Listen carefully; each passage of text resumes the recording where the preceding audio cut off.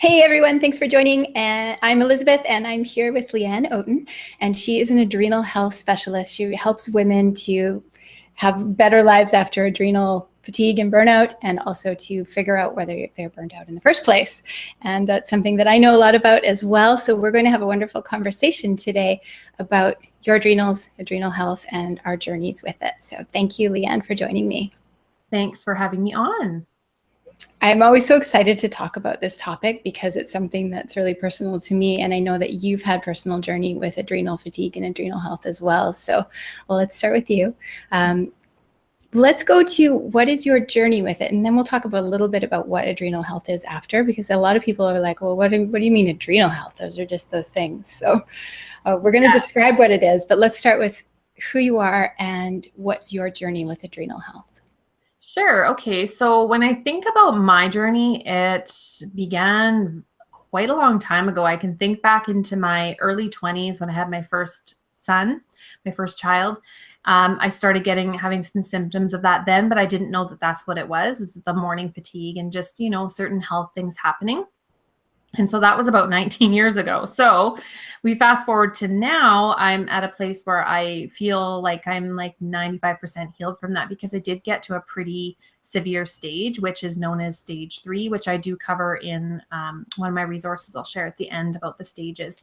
So for me, it got to a place with my second daughter where I ended up at a naturopath and was diagnosed with adrenal fatigue, which I didn't know anything about until then. And so that's where the journey began, with obviously naturopathic care and supplements and doing detoxes and cleanses and trying to figure out my way through this while having that support. But even at that time, that was not actually enough to get me to where I was actually feeling healthy. Even the things I was doing with the naturopath were having very limited results, which was quite unfortunate. And so it took me really getting to a place where I had to take ownership of my own healing and to really figure out what the real bottom line root causes are of this condition, and realizing that all the supplements and perfect diets and detoxes and stuff like that, like what I was doing, were just a very small portion of what causes adrenal fatigue and what will reverse it. It really needs a very holistic approach, and it can be complex because what makes one person burn out isn't the same for the other person.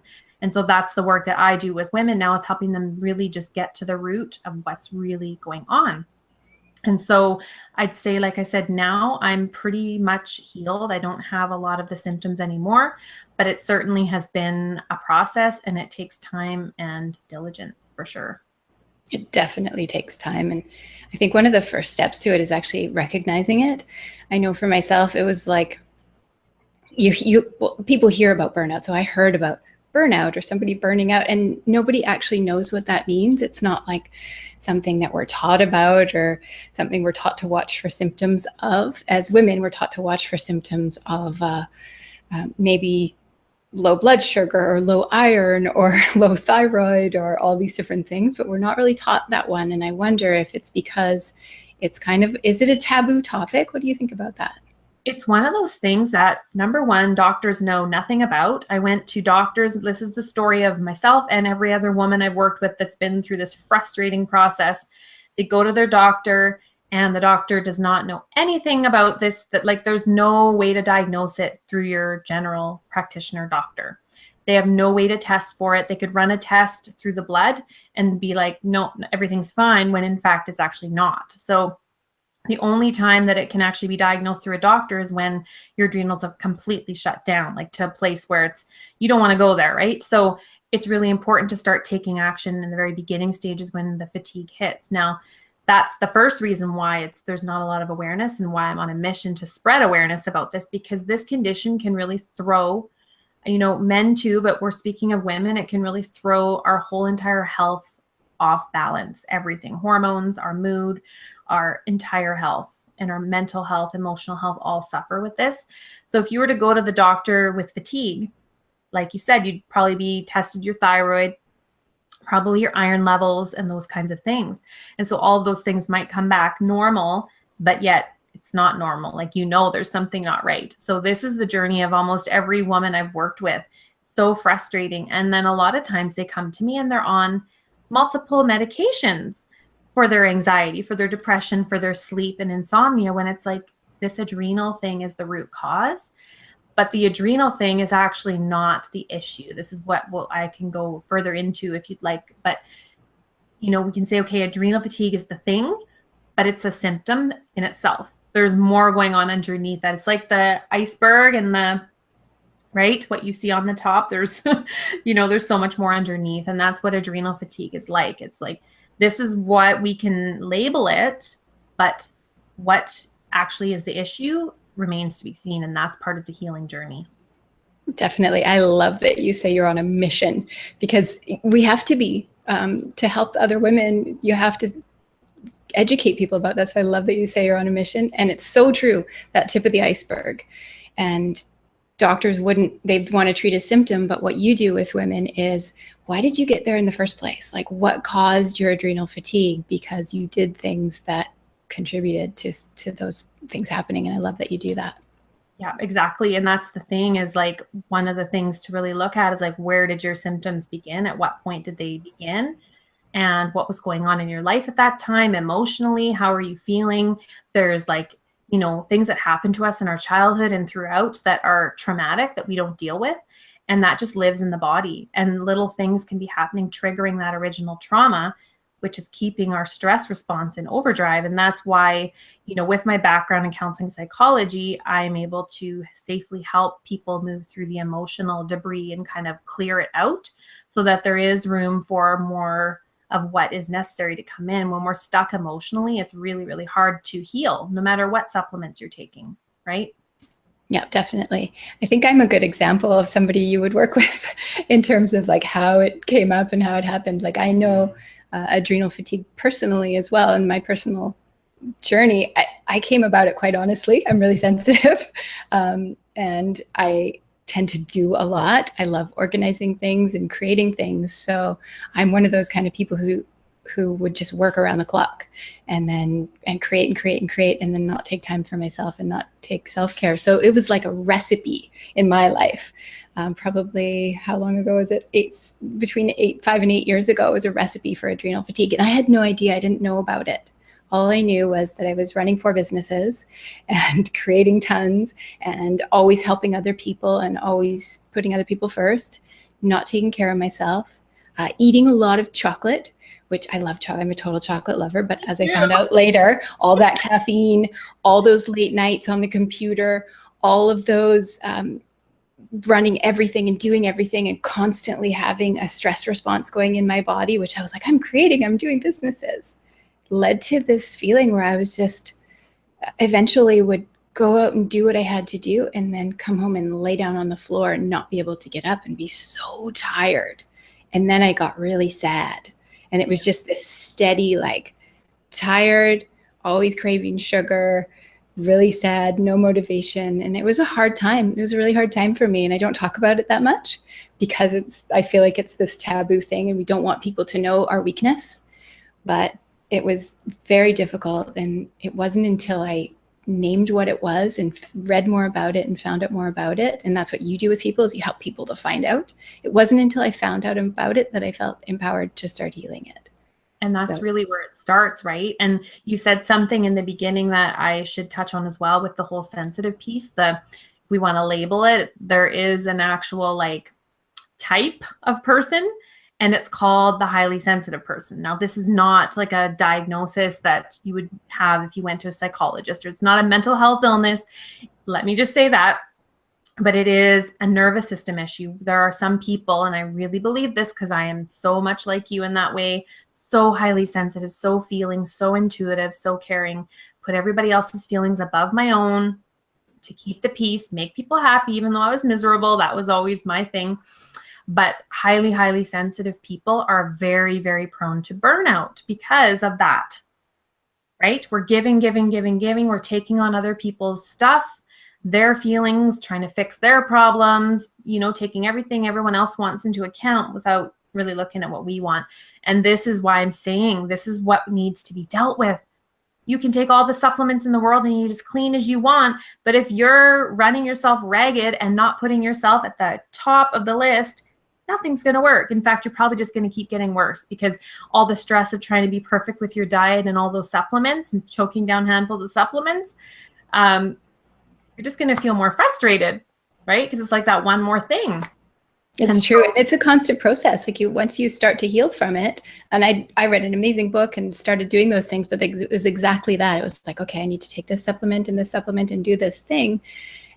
But if you're not always doing those things, you can slip back into old patterns. And that's why working with somebody is, I think, a really good idea, because the old patterns that got you there in the first place are what need to be fixed.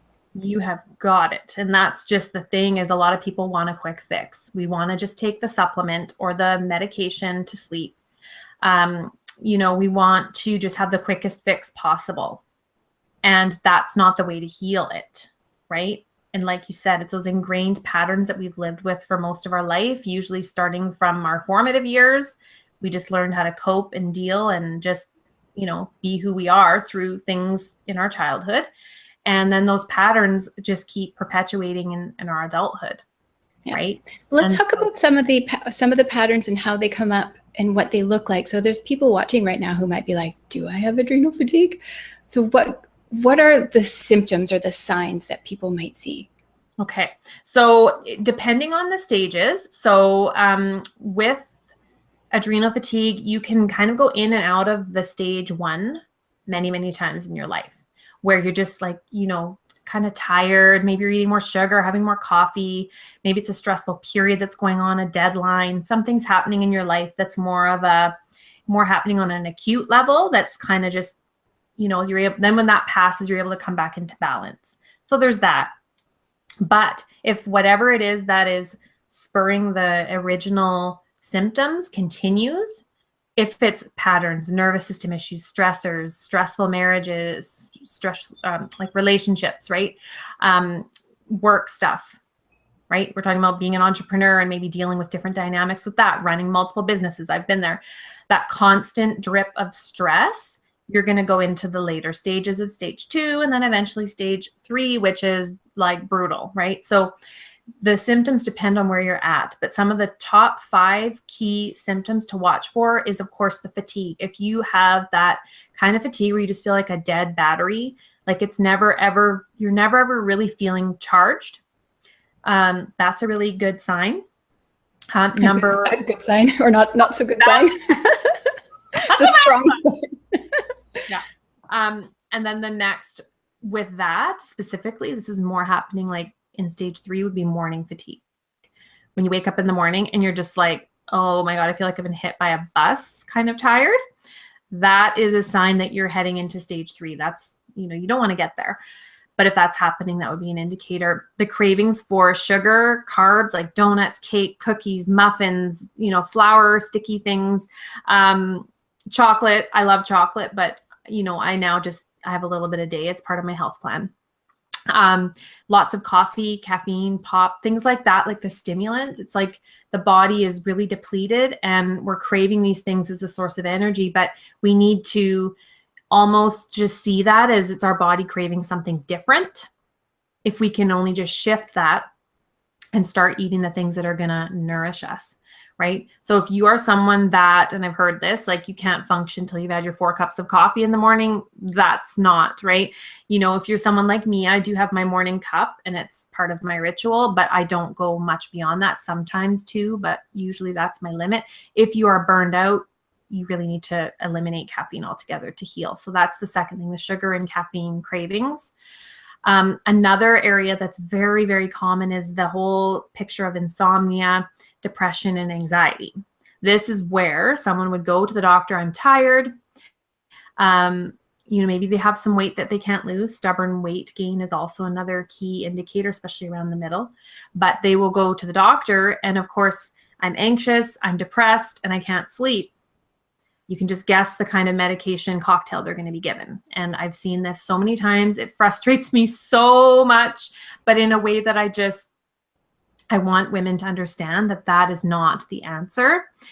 There's so much you can do to heal this stuff naturally without needing to drug yourself up with different chemical concoctions that you don't know what they're doing to you. That is the truth. Even the doctors can't say. When you're taking multiple things at the same time for different things, how is your body truly responding to that? We don't know. So if you have any of those issues, along with the fatigue, the weight gain, and the cravings, that is really just the hallmark picture of adrenal fatigue. It's like, and you need to deal with what's really going on underneath, not just taking superficial measures or, Band-Aid approaches or quick fixes. This needs to be dealt with at the root, like you said, Elizabeth, with looking at like, how am I living my life? What is going on in my life right now that I need to look at and change, right? Get empowered, like you said, instead of just looking outside for the answers. We need to start looking within and start really just taking action in the direction that we want to go. That's so true. And that, I think it can actually be a gift. It's not easy. It is not a quick process. It's not something you heal from within 2 weeks or a month, but the gift can be in that, what were you tolerating in your life, or what were you doing in your life to create this in your body, and to really examine your whole life and everything, all of your stressors, to take a look at it and say, wow, without my health, I can't create or do anything. So you have to start really right at the base, which is what you do in your work, which I think is amazing. Yeah. And that's really interesting that you say that, because it is like, it's what Louise Hay actually says about it. If you're interested in the mind-body connection stuff, which I am, she talks about it, that it's almost like a giving up of the self. And it can also be manifested in a way in your life. If you feel like you're trying and pushing and it's not having any effect, that is like a recipe for burnout, right? So if you are working on something that feels like it's like a dead end, or it's not showing any result, that's where you will start to burn out, because you're not being fed by it. Does that make sense? Absolutely. Like, that's a holistic life right there. Exactly. Right. It's like, to me, that I was just like, oh my goodness, I could see the areas when I started looking at that, like, what do I really need to look at, and start empowering myself? Like, what crap have I been putting up with that I am just saying no more, right? Like, no more people pleasing. I'm going to start speaking up for myself and saying no, not saying yes to everything. Another tip is to just learn that, because some of us people pleasers, I've heard it coined the disease to please. We have this sort of desire to want to just say yes to everything. Sure. Yeah, I'll help. What I say to women that are afraid of saying no is to say, can I get back to you? You can just say that while you're starting to learn to, really prioritize your time and your energy. If you're in this place, you really have to conserve your energy. Can I get back to you? I got to check my schedule, right? Because sometimes it's harder for us to just say, no, I'm sorry, I can't. So that's what I started doing. And then really thinking, do I really want to do this? Usually it's no. And that's such an empowering thing to say, to be able to say no, like for people who like us, who are friendly and want to please everybody, to say no was a practice that I had to learn as well. And to also to pick and choose, saying no to people, and also saying no to things that were in my life, or deadlines or time schedules, or commitments, or even businesses. I had to start saying, like, I'm going to do this, but not that, because I took on too much. Yeah. And I totally hear you. I have that same personality type. There's lots of us out there. We have a tribe of women out there that are doing the same thing.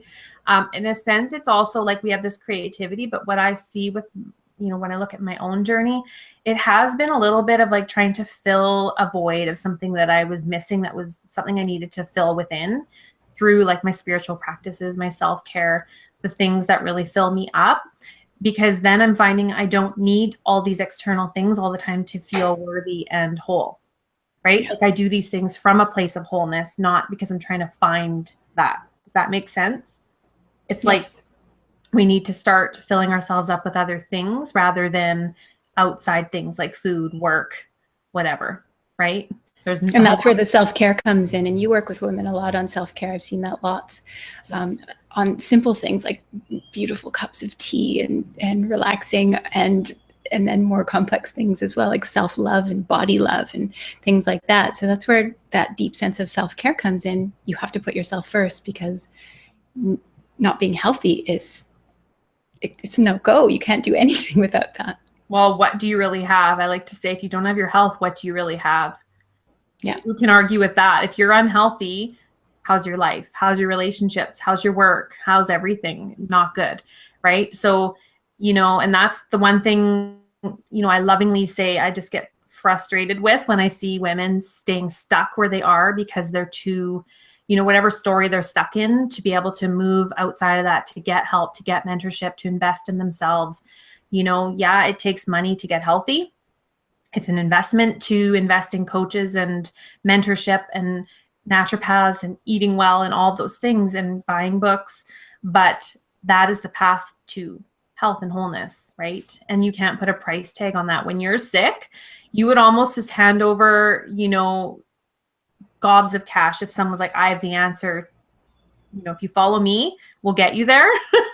Right? You'll find the money. True. You'll find the money right now. It's absolutely true, because it is important. Yeah, it's so important. So we know a little bit about the background, what causes it, what some of the symptoms are, and we know now the core thing to do, and that is number one, putting yourself first and examining your life. Once somebody has done those things, I think it's vital that they work with somebody and get information. And for people who might be listening, what's something that everybody can do on the physical level also? So the sort of next stages, what are maybe some of the things that you would recommend that somebody who's recovering from adrenal fatigue could do? So for me, if they know that they have it, if there's someone that's been diagnosed through a naturopath, or, it's pretty easy to self-diagnose these days with, there's quite a bit of information out there on it now. It's more known now than probably when we experienced it. If you already know that you have this condition, then it would be really looking at some of what we've just been saying here. Like, where am I giving and not putting back? Like, where are the energy drains that are depleting me, right? So that can be things you're eating, the people you're surrounding yourself with, the activities that you're doing. Are you moving your body enough to generate movement in your energy field, right? Like, when we are tired and burnt out, the last thing we want to do is exercise. I get it. But even if you can just get outside for a 10 to 15 minute brisk walk, plug in an audiobook that's inspiring or some music that you love, and just find a way to do it. Because the thing is even though you're depleted, you shouldn't be doing anything intense. This is the other tip. Don't be doing any intensive exercise when you're recovering. Absolutely not. That will just further burn your adrenals out. But getting outside, moving, actually will energize you. It gets everything moving through. So if you can just look at what things are draining you. So if it's sitting in front of a TV or just too much sitting, that's very draining on the physical energy field, right? Like, it's depleting. Are you spending your time with people that are draining? Are they uplifting and people that are solution oriented, or are they just complainers and don't really want to change, right? You start looking at the energy drains and looking at where things are depleting, where it's people they're hanging around with. Nutrition, what are you eating that's depleting you rather than giving you energy? Are you moving enough? And of course, another side note to that is, when you are recovering from adrenal fatigue, it's a big no to go doing intensive, long drawn out exercise and workouts when you're burnt out. So if you're one of those people that really loves those vigorous, hard workouts, when you're recovering for about that year period, that's recommended to really focus on your healing, no intensive exercise. So making sure you're moving, but not to the point of depletion. So 10 to 15 minute walks really up the energy levels. So looking at, how can I get out for a 10 to 15 minute brisk walk daily? Are you doing a lot of sitting? That's just depleting. What kind of people are you surrounding yourself with? Are they people that are doers and that want to find a solution? Or are they people that just want to complain and stay stuck and not really do anything about where they're at? These are all things that contribute to our energy. Then we need to look at the more esoteric side of things, is your spiritual energy and your energy field. How can you boost that? So that's through things that, like meditation, getting out in nature, prayer, whatever it is for you that connects you to that, higher power and to your spirit. those are all really important aspects. So that's why holistic treatment is so essential. And so when I'm working with someone, I help them to pinpoint what areas are maybe lacking that need to be brought in, because sometimes it's the simplest little tweaks that bring this shift in people because they hadn't thought of that before, right? Or it's something little that they start implementing that changes everything. You are in the zone when you talk about this. It's so wonderful. And I know how passionate you are about helping women with this. And I love the amount of information that you have is incredible. And we're just touching on it here in this short conversation. And we're just touching on it. And this is a short conversation, but the dive into when you work one-on-one with somebody is incredible. And the resources that you have a lot of wonderful resources on your website and on your Facebook page, because adrenal fatigue is a process, and it isn't something that you get a quick diagnosis and a quick fix with. It is something that you dive deep in with. So I love hearing the depth that you go into with it. Yeah. And that's really, I can't really do anything else. And that's the whole, where I've been sort of stuck is like, it's not just about the counseling aspect. It's not just about the nutrition and the fitness. We've got to look at everything, the whole being, and come back to that place of wholeness that we've sort of disconnected from. And then that's, if there's someone out there that this really resonates with and you want to start thriving on all levels, then I'm definitely your girl. Okay. And it's a holistic picture. It is, we've been talking about it the entire time, holistic, because you even mentioned it, if somebody's not sleeping, a doctor would just give a sleeping pill. But this is an absolute whole picture. So give us a couple of things to wrap up in terms of how adrenal health and how your health is a whole picture. Okay, so when you're looking at adrenal health, one of the main things that we probably know if you're someone that has this or you're aware of it, but even if you're not, the biggest thing to understand is it is a stress-related condition, right? But stress is very different for each person. What stresses you out, Elizabeth, may not stress me out. The things that drive me batty, you're just might be like, what's the problem, right? Stress is very subjective.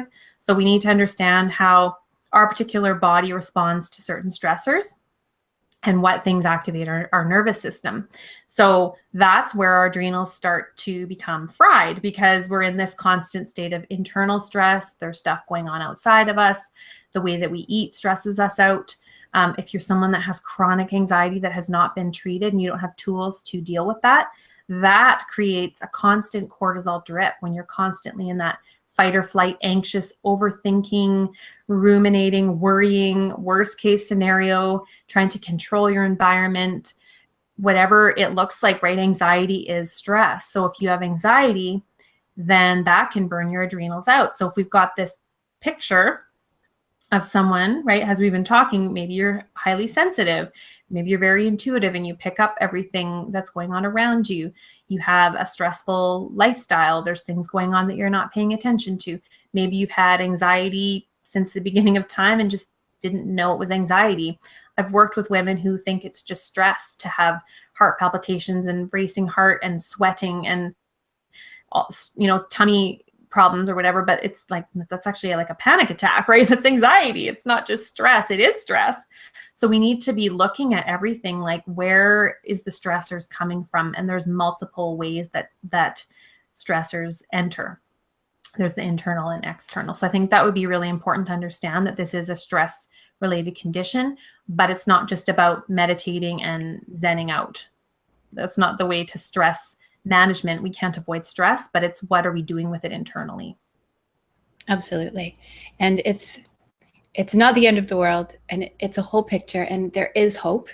And I think like I said, it can be a gift because it shows you your sensitivities. It shows you what you need to focus on, and it forces you to put yourself first. As women, we're always saying, I should really put myself first, but this one, there's no option other than to put yourself first. And there is hope for the future being better and hope for healing. And it's an incredible process, healing from this. It really teaches a lot. And I agree. That's where you work with next. Yeah, I do agree with that. That it's a gift. Like there's many other things that we could have been, stuck with. There's I think a lot worse things. And even though it was horrible, I think there's a lot worse things because like you said, there's hope, there's recovery. You can recover from this as long as you take action. If you leave it and hope it will magically disappear, and it goes into these later stages of stage 3, you will have a lot of other health issues as a result of that will also need dealing with. There's a lot of different sub issues that can go on underneath adrenal fatigue, especially for women with hormones and stuff that can go sideways. So really take action. And if you are, or this resonates, take action, don't wait. It's not just going to magically resolve itself. Yeah, and the sooner you get on it, the better, because it does take a long time. It can literally take years to heal from. And then you'll always have a sensitivity. You'll always be like, ooh, if I keep doing that, I'm going to get to that place again. And exactly. It's so true. But the one thing I want to say to that is, wow, this is to give someone hope that's going, what? I got to feel like this for years.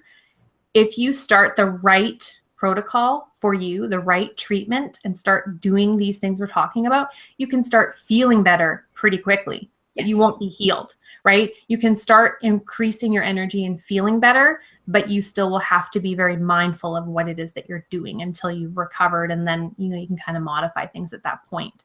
But with the right things that you start implementing right away, which I wish I had have known back then what I know now, you can really start to increase your energy and health and vitality pretty quickly.